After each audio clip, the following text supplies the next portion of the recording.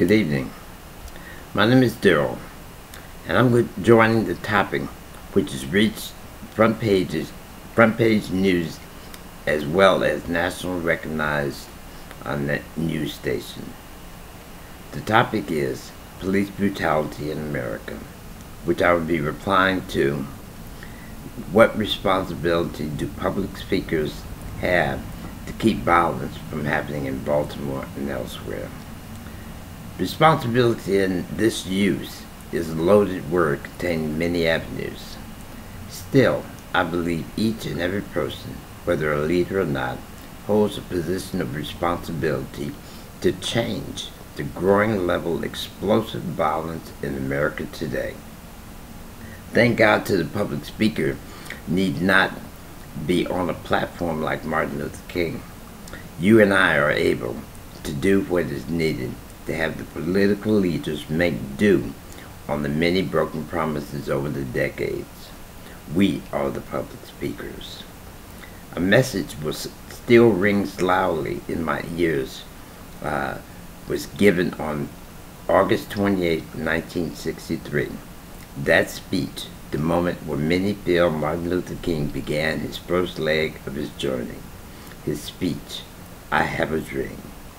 He spoke from the steps of the Lincoln Memorial to over 250,000 civil rights supporters. I Have a Dream. Wikipedia is where I gathered that information. Imagine 250,000 people hanging on every word, and this being some 100 years after the abolishment of slavery. And yet, over 50 years later, we still are addressing nearly the same issues as before. Only now, it is being done to a lot more racist and in front of less racist people. The same injustices, only more so done in secrecy. We shall overcome still rings loudly in the hearts of many. A song of protest that became a key anthem of the African American civil rights movement. We shall overcome. Again, I found this in Wikipedia. There is no need to discuss whether turbulent violence remains. The question is, what are we to do about it? Remember, this was one public speaker. Imagine if those 250,000 standing as one, exposing the immoral strategies and ethical injustices as seen with President Clinton in front of God and everyone else stood to plead for the American public to believe him when he said, I did not have sexual relations with that woman. I was on page 2 and I'm reading.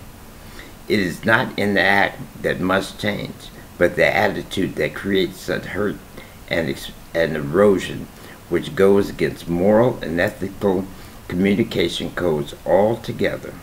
Patterns like these that stem from how you have been raised must be broken. Who among any can stand before our public speakers and convincingly tell another not to take up an eye for an eye?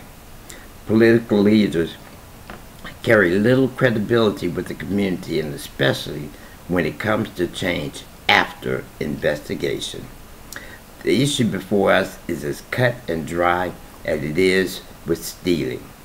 Is it stealing when a mother takes food to feed her starving children? This was taken from page 2 of our reading. I can even venture to say most of us thought about this. Did you decide what you would do? As for me, I would not hesitate, nor will I call this stealing. But for many that have never experienced the road that has forced one to take food only for her children would call even this a crime. I definitely would call this a moral and ethical dilemma. Along with these disparities and others alike, we knowingly write into law rules that hold for some and not for others. Thus, the responsibility of our public speakers, like you and I, and Martin Luther King, like in his letter from Birmingham jail, which expresses the need to challenge the injustice anywhere is injustice everywhere. That was written on April 16th of 1963 and published the following June. In keeping with natural inclinations of man, compassion is why we, individuals, as we may appear, collectively as we become, must respond to the cries of those unjustly done. There have been many other rules set before us that mold our thinking, whether it be morally sound and or ethically correct. In keeping with these biased laws, each of us hold true to certain moral and ethical codes. Some are part of the norm through our socio-economical status, while others from birth hold steadfast to certain beliefs, whether right or wrong, because that is what they know. From birth were they taught. I'm not judging this as good nor bad. It just is. One thing for sure, America has the biggest gang, which we call the military, that has been paid for by taxpayers. I also know these same taxpayers have elected each governmental official. Keeping that in mind, like my father used to say to me, I brought you into this world and I can take you out even faster. But does the buck stop with acknowledging its truthfulness and worthiness, or is the responsibility a twofold journey where a call to duty must take place? In doing so, we need to expose the pattern of moral and ethical dysfunction from the beginning of time until now.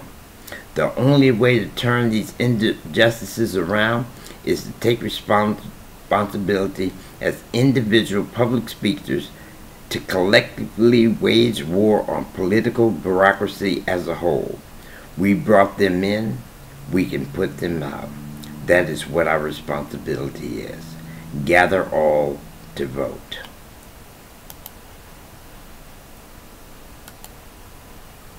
Thank you.